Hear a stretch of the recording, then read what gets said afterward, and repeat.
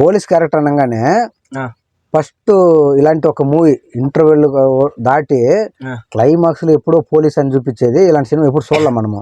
లేదు, అంతకు ముందు ఎస్వి రంగారావు గారిది ఒక సినిమా ఉంది. పాత సినిమాలు బ్లాక్ అండ్ వైట్ సినిమాలు ఉండొచ్చు.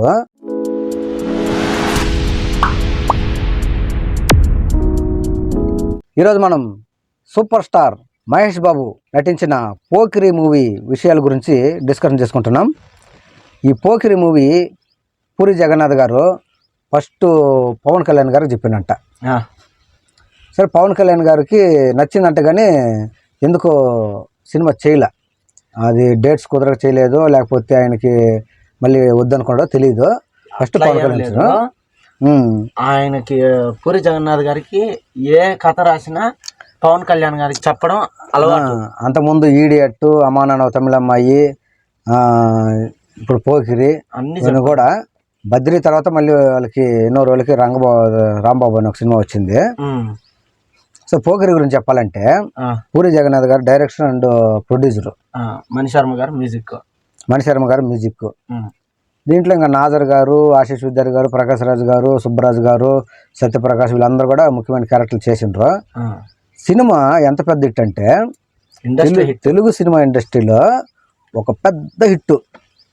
కొన్ని థియేటర్లో 365 days ఆడిన రోజులు ఉన్నాయి. చాలా పెద్ద హిట్ అయింది అనమాట ఈ సినిమా. ముఖ్యంగా మనం చాలా సినిమాలు చూస్తుంటాము. అంతకుముందు చేసిన అర్జున్ కానీ ఒక్కడు కానీ ఇవన్నీ ఒక టైప్ అయితే, పోకిరిలో ఆయన వేషధారణ, ఆయన చెప్పే డైలాగ్స్ అన్ని మారిపోయి ఉంటాయి అనమాట. ఆయన భాష, యాస అంతా టోటల్ డిఫరెంట్ గా ఉంటుంది, కొత్తగా ఉంటది మహేష్ బాబు గారికి. నాకు చిన్న డౌట్, ఫ్యూచర్ లో మీ అక్క కూడా నీ సైజ్ అయిపోతే నా పరిస్థితి ఏంట్రా? అంటే మనకి పోలీస్ క్యారెక్టర్ అనగానే ఫస్ట్ ఇలాంటి ఒక మూవీ ఇంటర్వెల్ దాటి క్లైమాక్స్ లో ఎప్పుడో పోలీస్ అని చూపించేది ఇలాంటి సినిమా ఎప్పుడు చూడలేం మనము. లేదు, అంతకు ముందు ఎస్వి రంగారావు గారిది ఒక సినిమా ఉంది. పాత సినిమాలు బ్లాక్ అండ్ వైట్ సినిమాలు ఉండొచ్చు. మోసగాడు అనే ఏదో పేరు కన్ఫర్మ్ ఖచ్చితంగా గుర్తులేదు, కానీ దాంట్లో ఎస్వి రంగారావు గారు కూడా అట్లే రౌడీగానే దొంగగానే తిరుగుతా ఉంటాడు. క్లైమాక్స్ లో పోలీస్ అని రివీల్ అవుద్ది. ఆ విధంగా పోలీస్ డిపార్ట్మెంట్ లో ఉన్న వ్యక్తిని ఆ విధంగా చూపించడం అనేది పూరి జగన్నాథ్ గారు చేసిన ఒక కొత్త ప్రయత్నం. డిఫరెంట్ గా చూపించుంటాడు. ఆ రివీల్ కూడా అలాగే ఉంటది. నీకు ఈ సినిమాలో డైలాగ్స్ ఎక్కువగా ఉంటాయి మహేష్ బాబుకి. స్టార్టింగ్ తోనే మా సుబ్బరాజు ఆంధ్రప్రదేశ్ డెన్ లో పోతారు కదా, అక్కడ చెప్తాడు కదా, అర్రే తొందరపడ్డావే. ఇట్లా డైలాగ్స్ వచ్చేసి, ఎవడు కొడితే దిమ్మ తిరిగి మైండ్ బ్లాక్ అయిపోద్దో పండుగాడు అనేది ఒక డైలాగు. ఒక్కసారి కమిట్ అయితే నా మాట నేనే విన్ను, అదొక డైలాగు.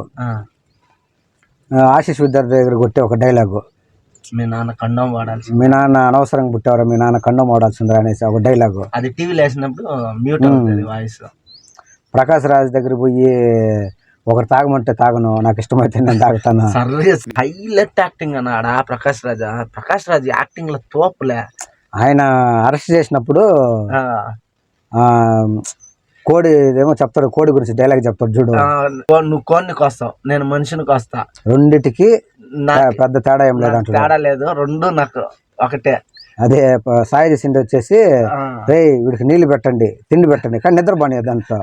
ఈ సినిమా మొత్తం మీద హైలైట్ సీను, ఎప్పటికీ ఒళ్ళు పులకరించే సీన్ అంటే క్లైమాక్స్.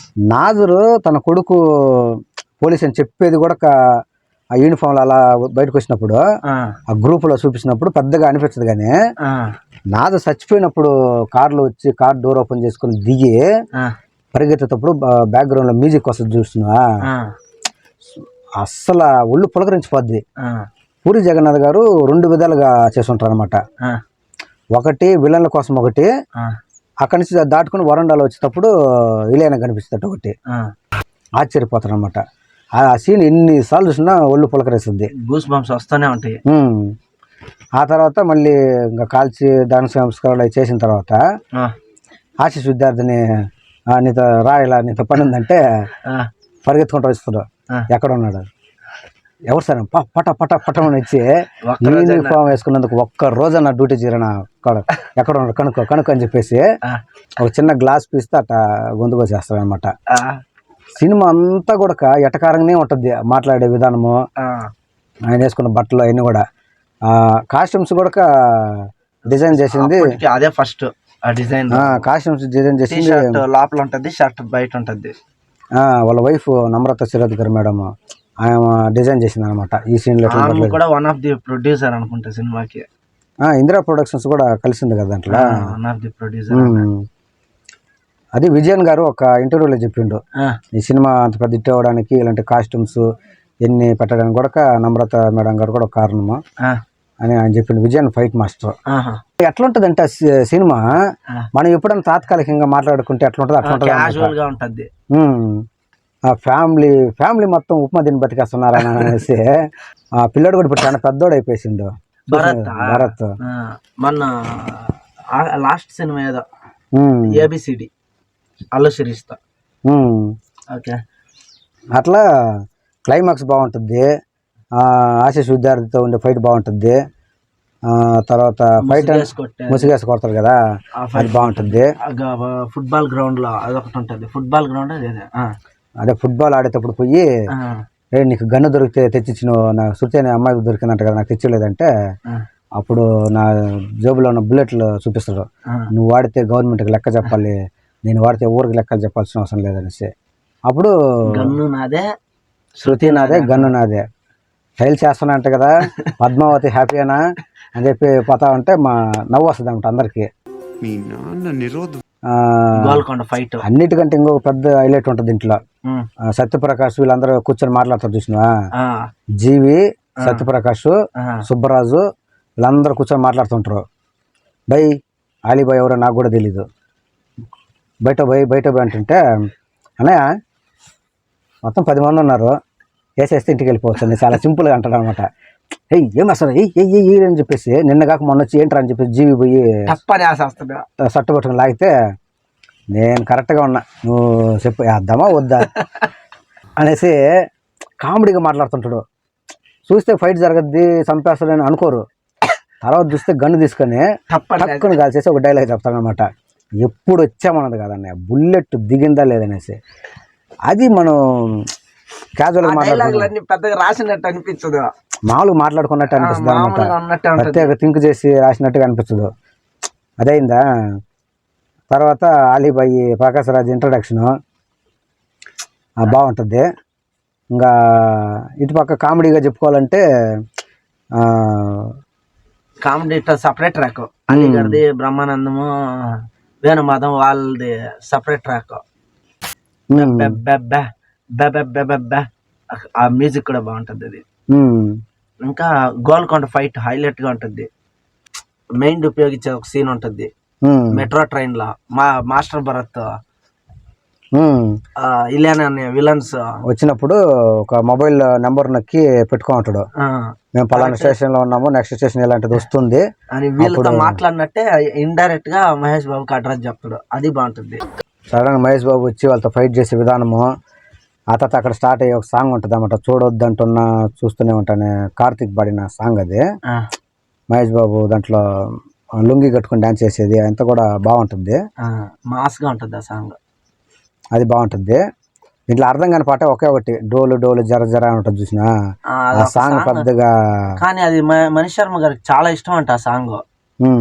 నాకు కూడా పెద్దగా నచ్చదు, మిగతా అన్ని సాంగ్స్ నచ్చద్ది, నాకు చాలా ఇష్టమైన సాంగ్ చూడొద్దంటున్నా అదొకటి. సినిమా అయితే మొత్తానికి పోకిరి అంటే ఎప్పటికీ మర్చిపోవాలి మహేష్ బాబు కెరీర్ లో, పూరి జగన్నాథ్ కెరీర్ లో ఆయనకు మించిన సినిమా. ఇంకా ఆయన మళ్ళీ బిజినెస్ మ్యాన్ చేసిండు కానీ బట్ దానంత పేరు రాలా. పోకిరి అంటే బిజినెస్ మ్యాన్ బాగుంటది సినిమా, హైలైట్ గా ఉంటది, కానీ పోకిరి అంత పెద్ద హిట్ కాదు. ముఖ్యంగా మహేష్ బాబు గారు ఎంత ఆయన యాక్టింగ్ ఎంత బాగుంటుందో, ప్రకాశ్ రాజ్ గారి యాక్టింగ్ కూడా బాగుంటుంది అనమాట, అంతే బాగుంటుంది. సేమ్ మహేష్ బాబు ఎంత డిఫరెంట్ గా ఉంటాడో ప్రకాష్ రాజ్ కూడా అంతే డిఫరెంట్ గా ఉంటాడు, డాన్ కానీ అట్టని డాన్ అని చెప్పేసి భయంకరంగా ఉండదు, చాలా సింపుల్ గా వస్తారు అనమాట. అలీబాయ్ డైలాగులు కూడా అలాగే ఉంటది, కోన్ని కోసైనా మనిషిని కోసినా ఒకేలాగా ఉంటది. మళ్ళీ ఇంకొకటి ఉంటది చూడు, డబ్బులు ఆశీష్ షియాజీ షిండేకి, అది పోలీస్ స్టేషన్ లోనా, నేను డబ్బులు ఇస్తారా స్టేజ్ ఇచ్చిండి అసిస్టెంట్లకి డబ్బులు ఇస్తారా, ఉమ్, వదలండ్రా, నిద్రపోనివ్వండిరా, ఏం కావాలరా మీకు, ఏం కావాలో చెప్పండి రా అంటాడు. అట్లే తర్వాత క్లైమాక్స్ లో ఆశీష్ విద్యార్థికి డీల్ ఇస్తాడు. జస్ట్ ₹1 ఎప్పుడైనా చూసావా? 5 కోట్లు ఇస్తాను వేసే అంటాడు చూడు. తర్వాత చూస్తే ఉండడు.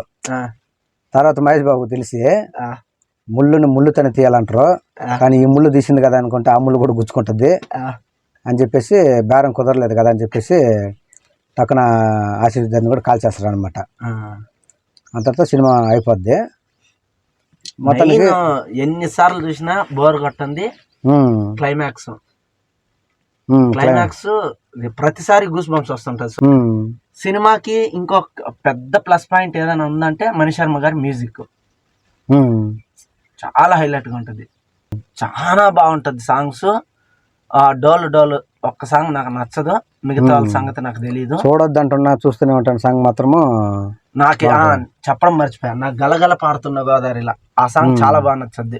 దానికి మీనింగ్ కూడా ఉంటది. ఆ సాంగ్ ఉమ్, ఇలియానా ఏడ్చుకుంటూ వెళ్ళిపోతుంటది కాబట్టి ఉమ్, ఆ సాంగ్ నాకు చాలా బాగా ఇష్టం. అది ఓకే. మళ్ళీ దేవుడా దేవుడా సాంగ్ మర్చిపోయాను నువ్వు, దేవుడా దేవుడా అనే దేవ దేవ దేవ దేవ దేవ దేవుడా, ఉమ్, ఆ సాంగ్ కూడా హైలైట్ గా ఉంటుంది.